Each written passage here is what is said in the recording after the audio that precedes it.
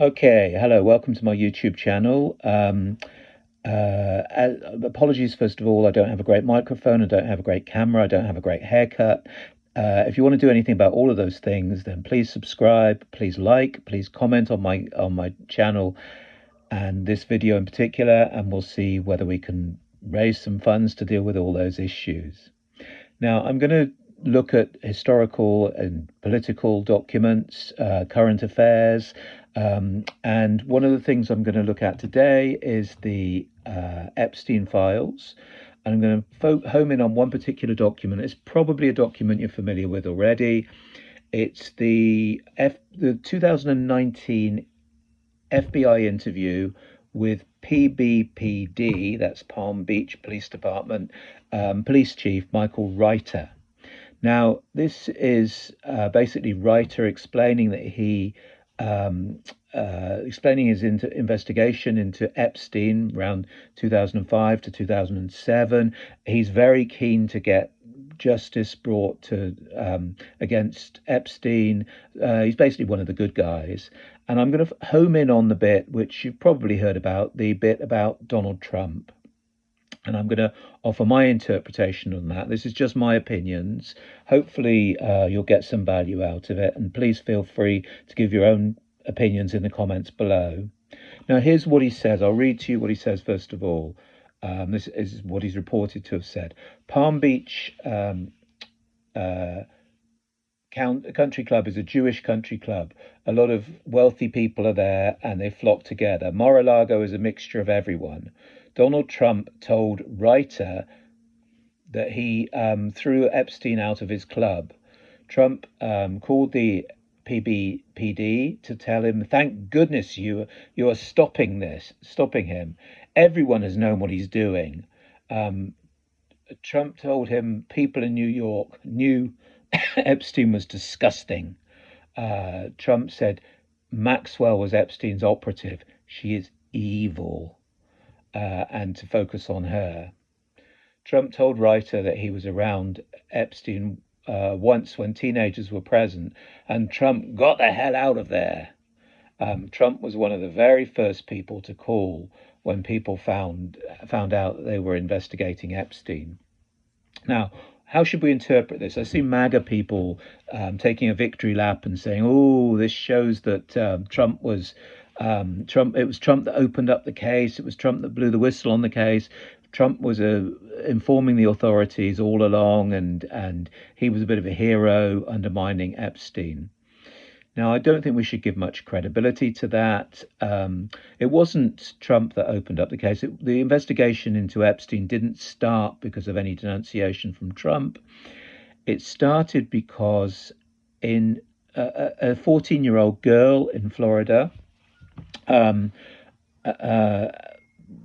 got into a schoolyard fight with one of her classmates. The classmate had called her a prostitute, and their fight ensued. The teachers intervened, and the teachers found in her bag $300 in her purse. And they were, saying, "What the hell? Where did you get this from?" And she started telling stories, said she was selling drugs, but eventually they got the truth out of her. She was basically being paid to have sex with an old creep, an older man, and she was being abused. And then the school reported this back to her stepmother. The stepmother intervened with the police, and they traced back her history of being abused by Jeffrey Epstein. So that's what that triggered the whole investigation. Now, I see on the other side, there's people that are skeptical about this whole document. They say, "Oh, look at this! It's being said that Trump's a police informant. It looks like the ink hasn't even dried on this document. The FBI have only just finished typing it up." So a lot of skepticism. Now, I don't totally share that skepticism on that point, because I think there are reasons to think that after the investigation opened, Trump did provide a little bit of information to the authorities. Now, why do I say that? There's a few corroborating sources. Now, we know MAGA Mike Johnson has said that Trump was an FBI informant, and there's no reason to credit that. There's no evidence that suggests that's true. So everyone treats that rightfully with a huge barrel full of salt. But there are some more credible sources on this issue.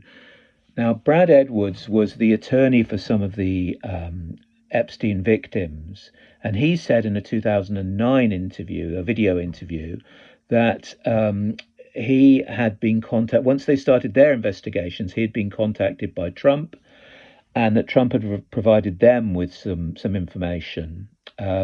He actually personally became a little bit more skeptical about Trump. Initially, he was very welcoming of this information, and he thought, "Oh, isn't it great that Trump's contacted us? He's being very forthcoming." But as he got more into his investigations, Edwards started to realize that in effect, Trump knew Epstein much better than he'd let on. He had there were more layers to his relationship with Epstein than he had let on. And so he started to become much more skeptical about Trump's position. And actually, this reached the point where you might remember last year, Brad Edwards was interviewed on the Lawrence O'Donnell show, and it was him that suggested that if anyone wanted to find out where the birthday book was, they could contact the Epstein estate, and the lawyers surely had that document. So when Trump was under the cosh for that birthday book, Brad Edwards stepped up and provided the information of where that could be found. Now, a couple of other things about Trump having revealed things to the authorities. Michael Wolff, the journalist who was embedded with Epstein and later embedded with Trump as well. He wrote a book on Trump, or wrote 4 books on Trump, I believe.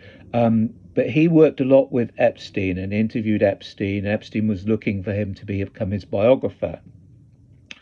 Now, one of the things that Epstein explained to Wolff is that he himself became convinced that Trump had started to give information to the authorities. Now, we see this a little bit in a recent email that came out, the 2nd of April 2011 email, which is known as the dog that hasn't barked email. Now, the dog that hasn't barked is a Sherlock Holmes reference.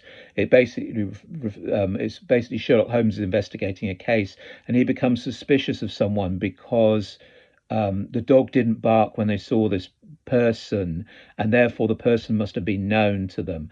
And in this case, what the dog that hasn't barked appears to be referencing is that Trump is not being investigated by the police because the police know about him because he has been talking to them. That seems to be the implication that Epstein is getting across. He mentions the PBPD in that email. He says he's 75% sure. My interpretation of that email is that Epstein is musing about the fact that Trump might have been informing on him. Now, none of this should be taken as a sign, as a defense of Trump at all, because there's 2 things that are important here. I actually think all of this is very incriminating for Trump, and I'll explain why. The timing. Now, Epstein might have believed that Trump was informing on him before the police investigation begun.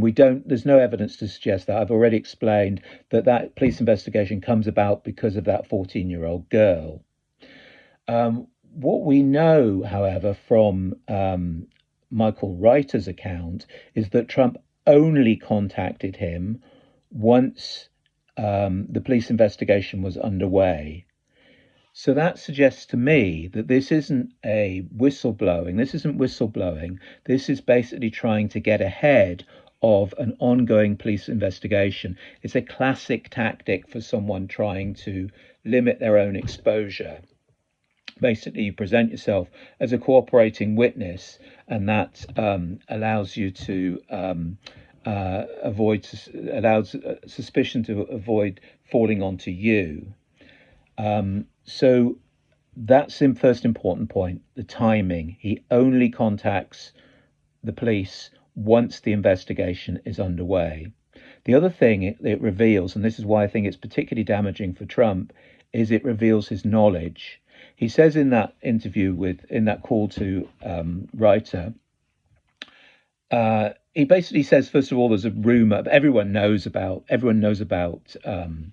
Epstein and how disgusting he is. However, he goes beyond the personal rumor. He underlines his own personal knowledge. He says he was there and saw teenagers at Epstein's house and got the hell out. Well, getting the hell out is one thing, but if you suspect someone of being involved in paedophilia, why aren't you ringing the police? Why aren't you informing on that person? So that already is a black mark against Trump. If you know and don't tell anyone, then that is a black mark against you.